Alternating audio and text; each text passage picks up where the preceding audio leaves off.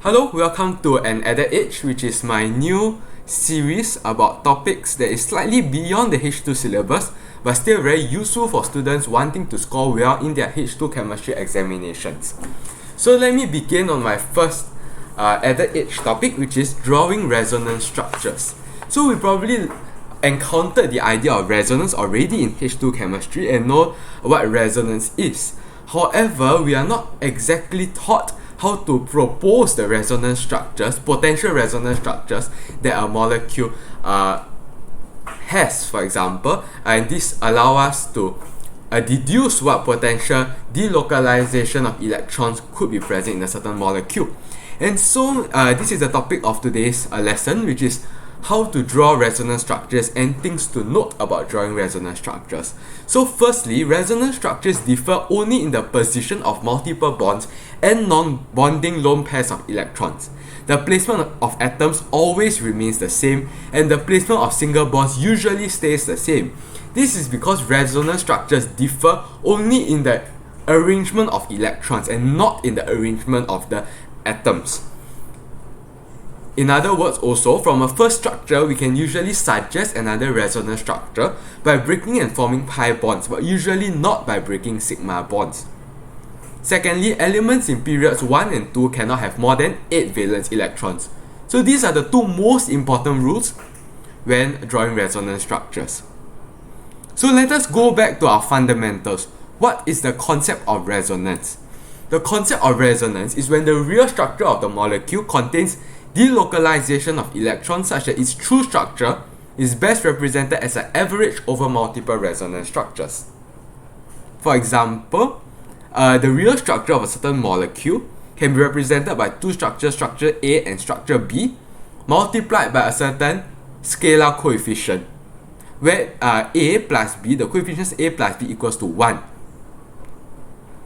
And A equals to B if structure A and structure B have the same energy. In other words, if structure A and structure B have the same energy, the proportion by which it contributes to the real structure of the molecule will be the same. That means the real structure is an exact average mean between the two structures. However, A is greater than B, meaning that structure A contributes more to the real structure than structure B if structure A is more energetically stable than structure B. In other words, when structure A has a lower energy than structure B. Hence, the more stable resonance structure contributes more to the real structure of a molecule. So now this is why we can see very clearly the rationale behind the idea that we normally do not break single bonds when trying to suggest one resonance structure from another. So a quick example would be, say we have this structure, okay, this chloroalkane over here, and let's say we were to suggest a different resonance structure by breaking this CCl bond. So we normally would expect that this will have a very small contribution maybe to the true structure of the molecule, which of course there's a partial negative charge on the chlorine and a partial positive charge on the carbon. So the reason behind why this structure has a smaller contribution is because energy can be there can be stabilization of energy by the formation of a single bond. And so breaking of single bonds normally is not really considered when suggesting possible dominant resonance structures. So structures are more stable when each atom bears as low a formal charge as possible.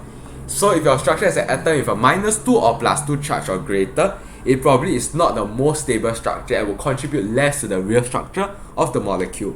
Usually all atoms have an octet, and the more electronegative atoms usually bear the negative charges. So let us take a look at a few classic cases for where resonance comes into play. So the first case is when a double bond moves to become a lone pair on a more electronegative atom. So the classic case would be that for a ketone or an aldehyde, where we can draw the following resonance structures.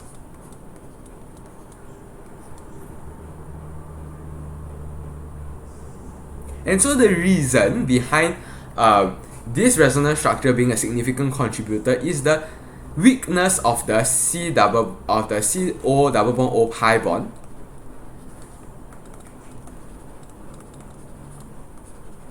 and also that the O atom is highly electronegative and withdraws the electron density of the C double bond O pi bond towards itself.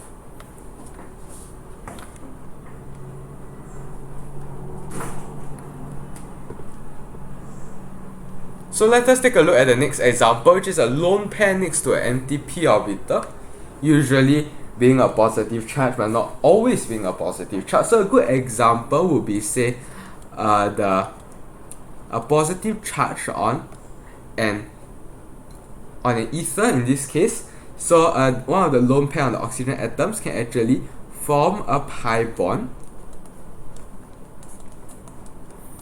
and the positive charge gets transferred to the oxygen. So note that while we are saying, convert from one resonance structure to another, the prevailing view of resonance is that the molecules don't interconvert rapidly between each other, no. But when you're converting, we are just like saying, doing a mental step in our brain, saying that, let us try to suggest a different structure with similar energy by perturbing the first structure slightly. So we are not suggesting in any way that there's a conversion or equilibrium existing between these two structures. Okay, even though there is a school of thought that there's rapid interconversion between the structures, but that will be a discussion for another day, and it's a discussion that I'm not too sure of myself of the correct answer. And we can also look at the next example where a lone pair can donate into an empty p orbital which does not have a positive charge. So an example will be the following.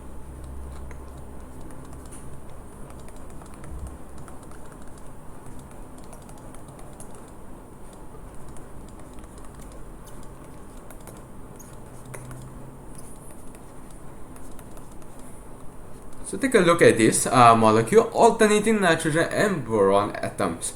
And note that boron does not have an octet, and each boron atom has a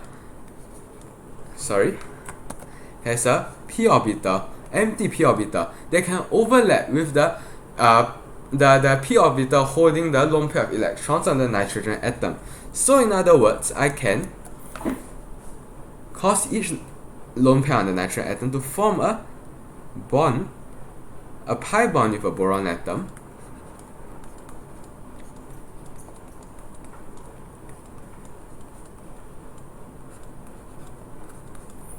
thus forming this structure, which we will expect to be more stable. Why? Because bond formation releases energy. And so let us take a look at the third example. Conjugated pi bonds, especially in a ring, we call it aromaticity.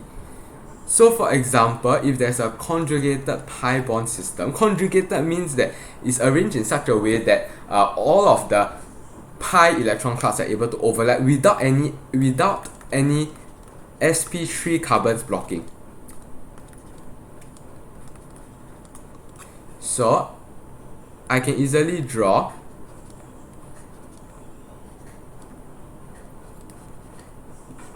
this resonance structure, which is another possible resonance structure of the first structure.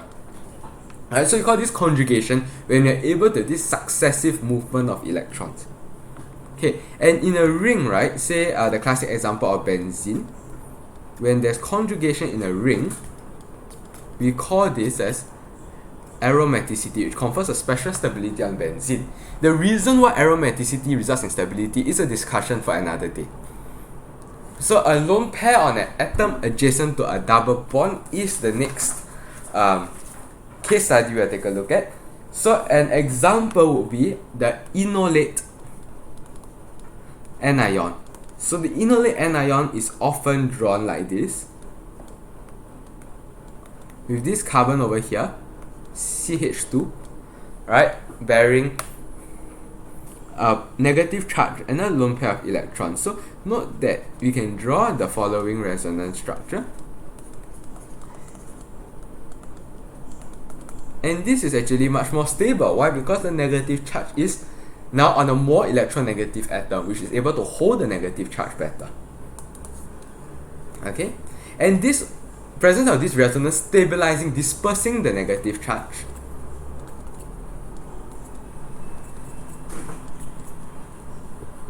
also results in a special stability for the Enolate Anion, which is why a hydrogen on the alpha position of a carbonyl compound can easily be removed, leaving a negative charge on the carbon, because why? The conjugate base is additionally stable.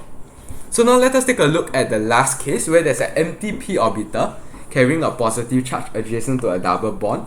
This is a classic example. Right, another case we see is if the positive charge is next to a benzene ring.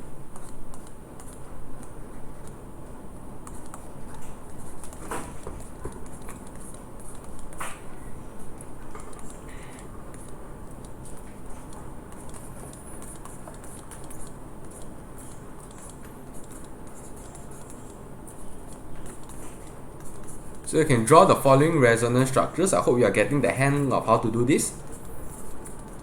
Where there's a stabilization of the positive charge being shared by 1, 2, 3, and 4 carbon atoms. So let us take a look at one useful application of resonance structures. So draw the resonance structures of nitrobenzene, thus showing why the nitro group is tridirecting. So let us take a look at this question. Nitrobenzene, how does nitrobenzene look like? It looks like this. Do you agree with me? So let us look at what can happen. So let us look at the first case, right? Double bond moves to become a lone pair on a more electronegative atom. And certainly this can occur right here. And note that this, right, double bond is in conjugation with these double bonds as well. So I can actually draw the movement of one of the pi electrons over pair of pi electrons over there.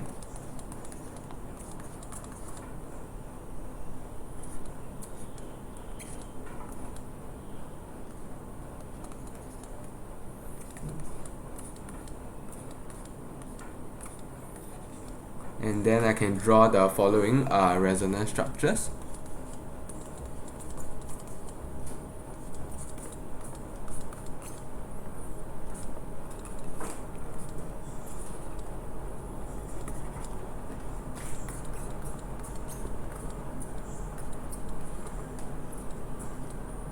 Oops. Right? And so what do you observe? You observe that at the 2, at the 4, and at the 6 position there's a positive charge. Meaning what? The 3 and 5 position have greater electron density than the 2, 4, and 6 position. So don't you agree? The 3 position will hence be more susceptible to electrophilic addition.